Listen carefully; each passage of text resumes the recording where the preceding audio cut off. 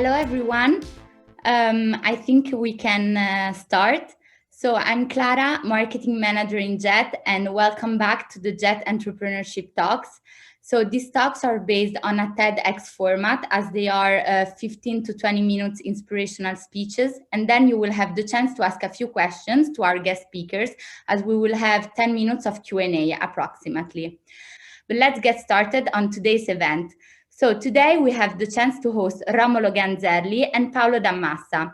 Romolo is an Italian entrepreneur and digital marketing professional. He works as Global Digital Marketing Director for a portfolio of 5 global brands in the beauty industry, but he is also the co-founder of MammaPack, a fast-growing commercial startup that distributes Italian products to all Italians abroad in Europe and also to all Italian food lovers.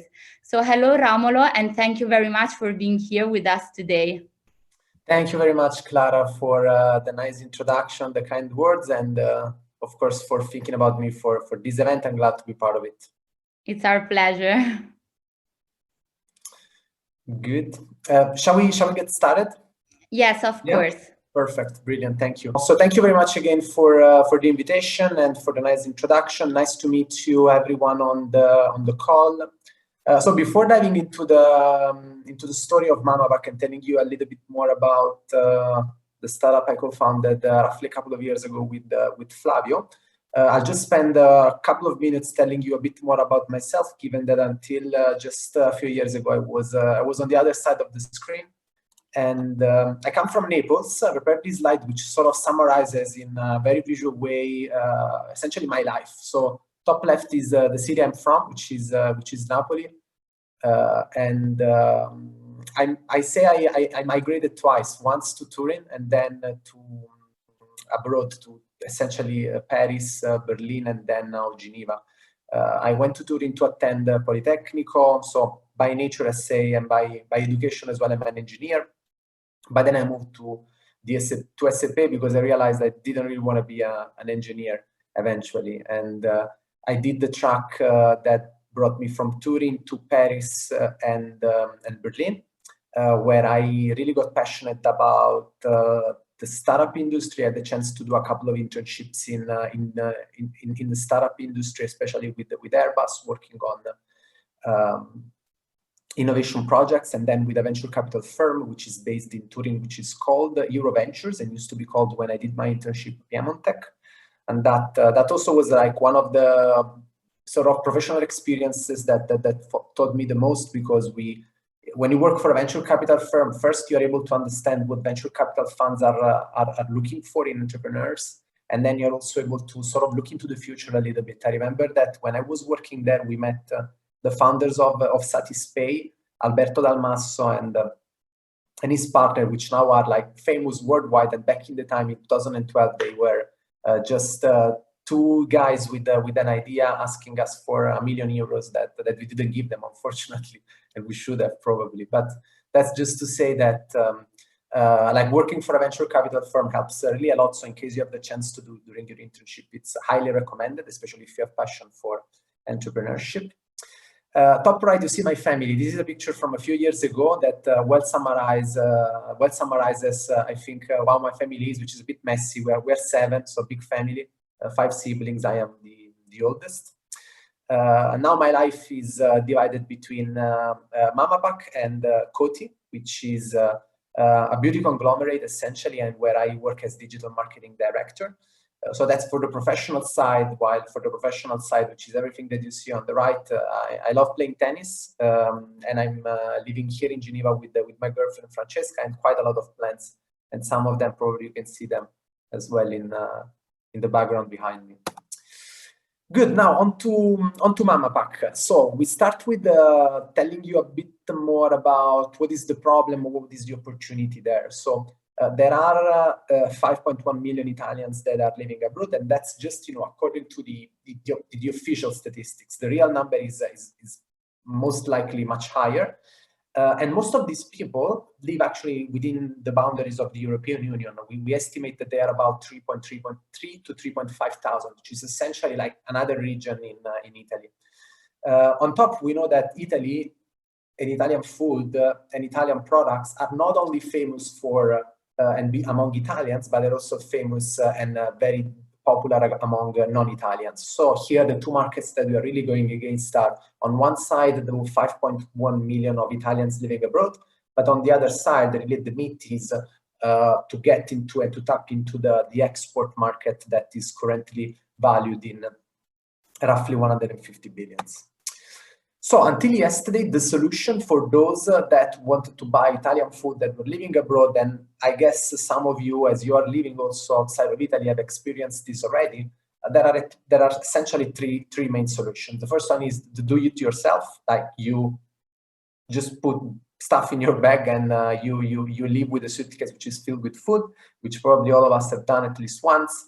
The second way is you shop into local retailers, which normally are present in big countries like Germany or England, and they focus on like delivering Italian food to Italians or to non-Italians living abroad. And then there are local chains in which you normally always find an aisle in supermarket, especially in the biggest ones that is dedicated to Italian food.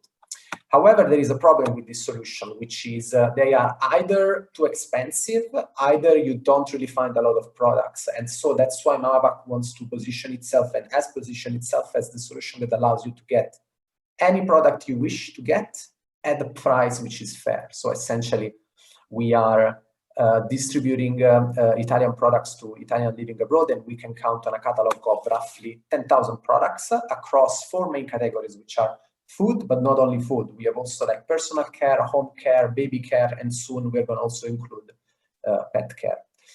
Our business model is based on a flat shipping rate. So essentially up to 200 euros, you always pay the same fee, which is equivalent to roughly 12.90 euros for most of the continental Europe. And we sell at Italian prices. So that's like really our motto. And we don't want to sort of flip the shipping cost onto the prices of the products. We want to be transparent in that so that we offer you a very fair price for the shipping and a very fair price for the products as well. Now, how did this started? Everything started with a pack of pavesini in France that we found at 7.50 euros, which is of course like sort of an exaggeration and a nice story that is not so distant from the reality, though. I founded the start MammaPack with Flavio. I'll tell you a bit more about him in a couple of slides. And we met in Paris. We met because of, or thanks to ESCP and thanks to Regatta ESCP in particular. So it was back in 2015 when he had the idea about the name. I had a bit more technical skills to be able to put together a first website. We started talking with friends about this idea. We realized that there was actually a potential, and realized that this would have been solved a problem that we were experiencing ourselves. Because like me personally, for example, I'm very passionate about cooking, and I always need to have some things in the fridge that are coming from Italy, because like ingredients that you find in Italy, you won't find them anywhere else in Europe, and the taste at the end, it's not going to be the same. So I was like shopping through very expensive supermarkets in Paris, or getting stuff in the bag, at least the essentials, when I was living in Napoli. So we realized that there was a potential, and so we decided together with Flavio to just test it out and see whether there was a market for this. And how did we do that? I think we really went through like the very didactic approach of the lean startup approach, which is you get an idea, but then before actually investing time and resources into developing this idea, you build what is called a minimum viable product, which is what we have done essentially in 2016. So minimum viable product at the time was nothing more than a very simple landing page that would tell who are we, what do we want to do, or what do we do, and how do you subscribe, how do you buy it. And at the time when we launched the MVP, we didn't even have a supplier, or we didn't even have a warehouse. Everything was just theory, and we were doing some advertising in order to drive traffic to this landing page. And we started to measure some metrics such as how many people are subscribing, what is the cost of a lead, what are people telling us when they get in touch with us? How many emails are we receiving about this project? Is there really an interest? And the answer to these questions was yes, was positive. And therefore, we started at the time validating and looking for like ways to execute this. And we started with validating the business model by just putting down on paper a few numbers in order to validate whether the business model would be sustainable or not. And I have a couple of remarks to do on this in one of the following slides. We spent then a lot of time finding the right commercial partner and the right also IT partner that could support us in the development of the website and into the launch, which eventually happened in December 2018. So it took us a bit of time, but that time was well spent into first, building the team, and second, validating the business model, finding commercial partner, and also the IT partner. 2019 has been a great year. We have leveraged it in order to consolidate our position in the European Union, to improve our operations, and also to set up the team so that 2020 we could expand into more products, more markets, and more targets, which are our main three axes for growth. Our mission is really to create the biggest community of Italians living abroad, something that I lived and experienced myself when I was living abroad is that Italians, for some reason, historical, social, political, whatever the reason is, are not as tied together as other nationalities. And there is really a case, if there is one thing that everyone agrees on is how good Italian products or Italian food is. So we want to use this as a vehicle in order to create a community of Italians that are living abroad. And of course, COVID has changed a bit our plans, but 2020 was supposed to be a year in which we could also do much more, many more events live with real people in different cities in Europe in order to spread the word about MammaPack, but at the same time build also a community of Italians. And this aspect of community, I think that something that has always accompanied me throughout my career. Whenever you're thinking about launching a brand, think always about, okay, who are going to be the people that are going to support this idea once it's live in the market.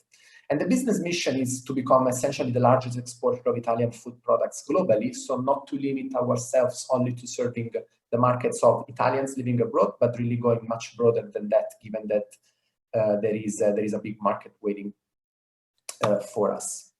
So the team, who is there? There is myself, and I'm co-founder along with Flavio, and Flavio, which is co-founder and currently CEO and COO, graduated from SAP back in 2010, has been marketing director for Christian Louboutin, was working as a HR director for Big Mama, which if you've been to Paris, you must probably know.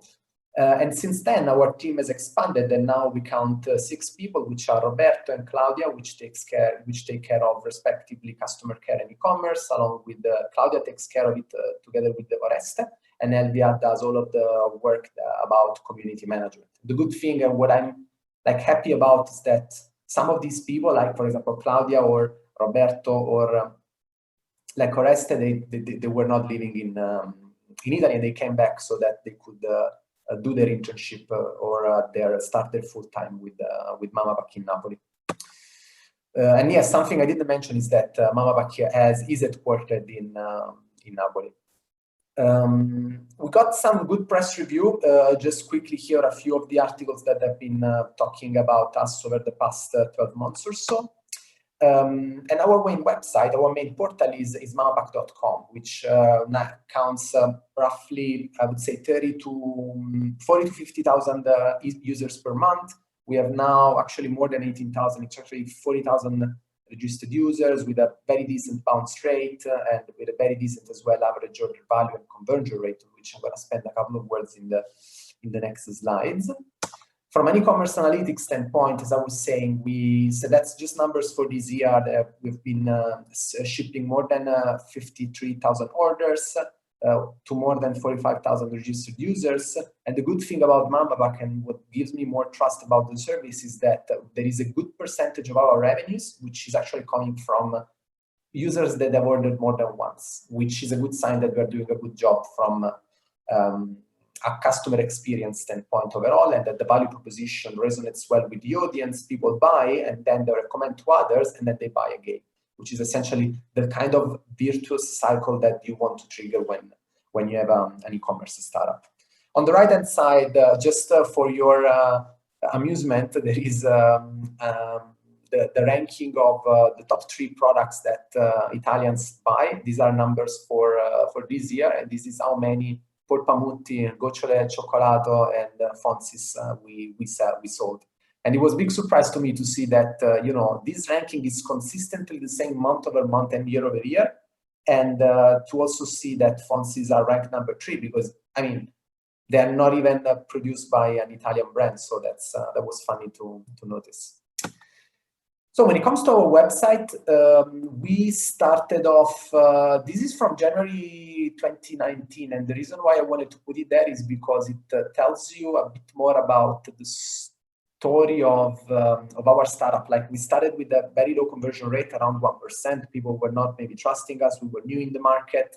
Our UX was not great, but then little by little over time, we managed to consistently increase our conversion rate until we brought it to like 2.4%, and it's now stable at 2.63% on average, which is very decent for an e-commerce venture. However, there is still a big opportunity from mobile, because as you can see now, we have a 3.6% conversion rate from desktop, but from mobile, it's much lower. So one of the main things that we need to work on looking into the future is how do we improve the user experience from mobile? Do we need to create an app so that we can capture these 77% of people that are actually interested in and visiting us from mobile? Now, I don't know whether you're familiar or not with the concept of NPS, Net Promoter Score, but essentially this is a measure that we use in order to measure the satisfaction of our users. So here we ask users after they bought, would you recommend MammaPack to a friend? And they can give us a score from 1 to 10. And we are very proud of the fact that our average score is actually very high. And it's something that we keep an eye on a very regular basis in order to ensure that we are delivering an excellent customer service. Customer service, which was excellent almost all the time up until March. What happened in March? COVID. And with COVID, there was like a deadly combination of 3 factors. The first deadly factor was we had an order and conversion rate increased by 100%. So we were receiving twice the number of orders that we would normally receive. And in parallel, our warehouse lost 50% productivity because of all of the safety measures that we had to put in place. So these 2 things combined are a really recipe for disaster. And what you see here is essentially our average lead time. So we were going from just a handful of days of delay, 4 days, up to 15 working days of delay. And what did we do? We were not the only ones struggling, of course. You can see that Esselunga, Cicalia, Conad, Supermercato 24, all of our main competitors in Italy, they all experienced dramatic growth over that same time frame, and they struggled to cope with that.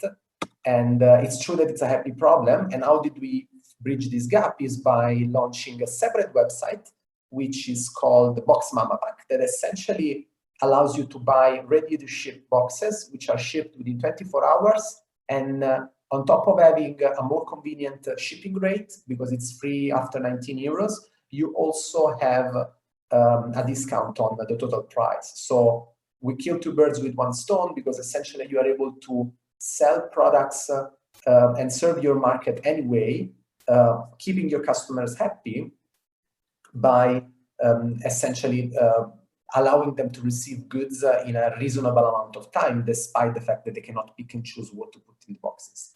And we use this also as a platform in order to strengthen the first relationship with the big brands of the industry, such as, for example, Garofalo and Scotti. So when it comes to our digital ecosystem, it's basically goes from social media to newsletter through paid social media and our 2 portals, which are mammapack.com and Box MammaPack. And just to mention a couple of words about social media paid, we always have active a campaign that tries to get people to visit our website. And after they visit our website, or they interact with our ad, or they view our videos, then we retarget them with conversion campaign. So these two campaigns are active essentially all the time, and they are our way to get people into the funnel to buy from us. Now, when it comes to paid media, and if you want to be especially an entrepreneur in the future, if you're going to be working in marketing, there is like one equation or one golden equation that you need to keep in mind, which is the one you see on screen now. So CPA stands for cost per acquisition. It's essentially the cost. How much does it cost for you to get a new customer? As far as your cost per acquisition is lower than your average gross margin per order, then your business model is profitable. And the more money you put into marketing, the more orders you're going to get. And those orders are going to be profitable, which means that they're going to create a positive gross margin for you, which enables you then to invest even more in media to get even more customers into the funnel. So these are really the two key KPIs that you always need to have in mind when you want to launch your e-commerce venture, in order to ensure that you're building something which is scalable, which is very close to our hearts. Because when we started MammaPack, we have no venture capital investment, we have no business angel investment. We all did it bootstrapped, essentially. We invested a little amount at the beginning, of course, but then the business model was profitable since the very first months, which is what allowed us to then get to the size and to where we are now. So really putting a lot of attention to the financials since the very beginning, unlike other less novel examples in the industry. Think about Uber, for example, that is losing at least on average 3 billion per quarter, despite its popularity.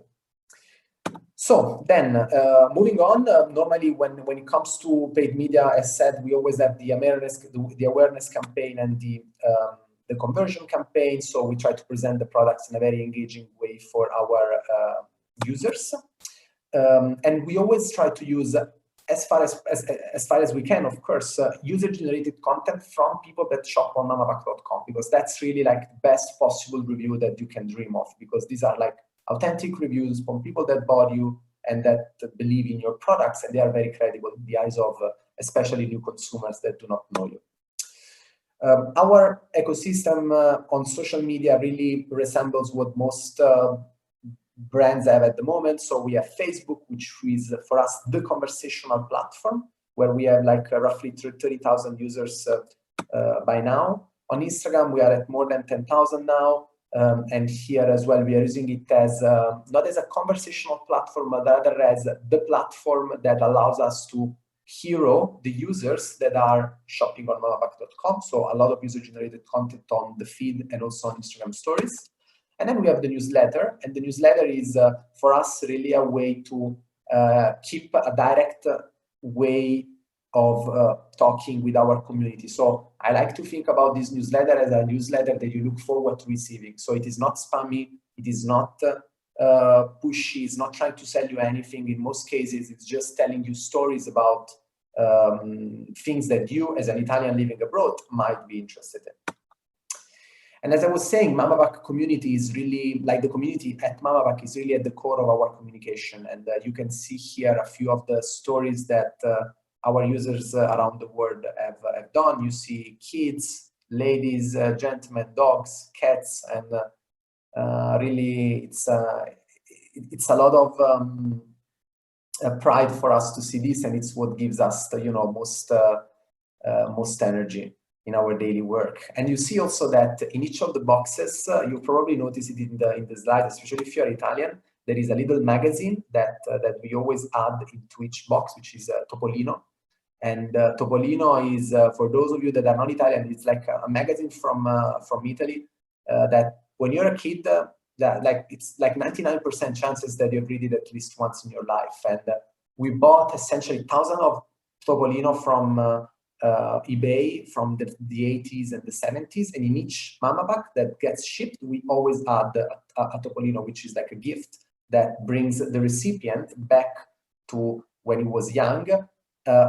And this is something that we do also through our packaging. So you see that the packaging that we have recently refurbished also includes some icons that are very typical of the 90s and the years 2000. So they really resonate well with our community. And we do not hesitate to demonstrate our appreciation to our users, not only digitally. For example, what we are doing this year is we are sending we have sent a few already actually, and we've done that last year as well. We've customized handwritten postcards to send to our top 200 clients. So we really try to nurture the community as much as possible so that we keep them close to our brand, because essentially they are the core of who we are and what we do and why we do it. And with this, I will then stop talking and let you guys then ask any question you might have. Yes, you can either turn on your microphone, or you can write them in the chat, and we will read it from there if anyone has a question.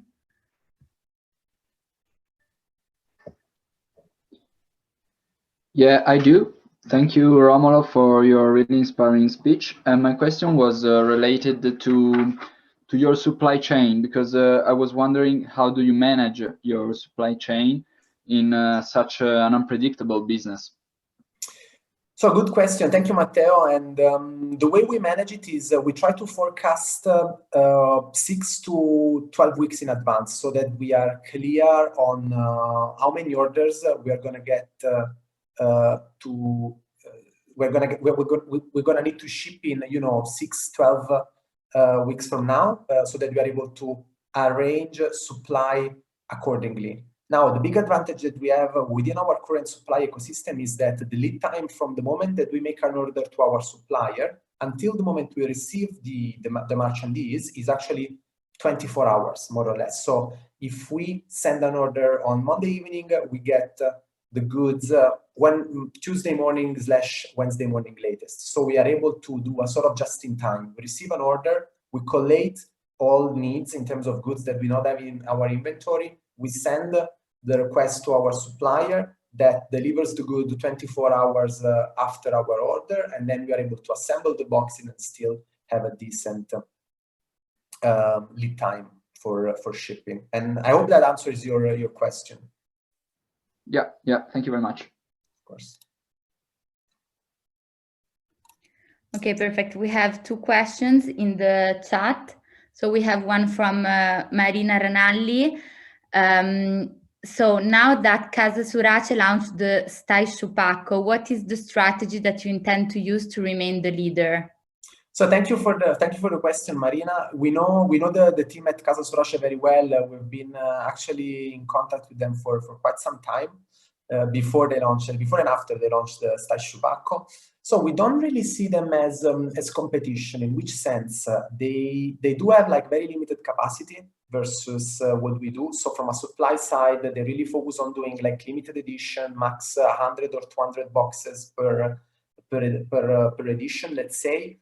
And therefore, from a volume perspective, we don't see them as competitors, but we see them as a company that has tapped into a trend and is educating a very broad audience about doing shopping online. So for us, it's positive in that sense, because it sort of shows that grocery shopping can be done online, which is something which especially those that belong to the older generations are not really used to do.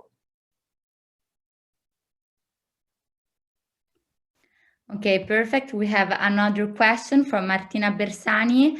What are your 2021 objectives? So 2021 is gonna be a very important year for us. The first thing that we want to do is to basically increase our capacity output. Currently, we are at a point where we are, especially during the last COVID spike in cases in November, we received a number of orders that, again, considering also the fact that we were approaching Christmas and Black Friday, we were not able to manage properly. So 2021 objective number 1 is to fix the capacity, at least doubling or tripling the current capacity that we have at the moment. And then we want to add more products to our assortment, especially, we started MammaPack with only the mass products, so pandistelle, gocciole, polpamutti, and all of the products that you will be able to find at the normal supermarket in Italy. As we evolve, into, and as we become more mainstream, and as MammaPack becomes more popular, we'd like for MammaPack to also become a platform that offers the possibility to small Italian producers to distribute their goods outside of Italy. So if you're now a small producer in Campania, in Sicily, or wherever you're based, if you want to distribute your products abroad, either you build your own e-commerce store, either you get listed onto Italy, either you get listed onto websites such as, for example, Amazon. The problem is that all of these three solutions are very difficult to execute and very costly, because either you need to pay for development and marketing, either you need to pay a big share to Italy, Amazon, or whichever is the supplier that is distributing your product. So in this sense, we want to become the ethical alternative to these players, being able also to offer small producers in Italy the possibility to be listed on MammaPack and distribute their products and access a market which is much bigger than the one that they are serving at the moment. Okay, perfect. Thank you very much. And we really enjoyed. Unfortunately, now we have to conclude with the questions. So thank you very much, Romolo, again for being here with us. And hope to see you soon and to receive your products. Thank you for the invitation. Thanks, everyone. And in case there are more questions, I'll leave my email in the chat box. So feel free to drop me an email.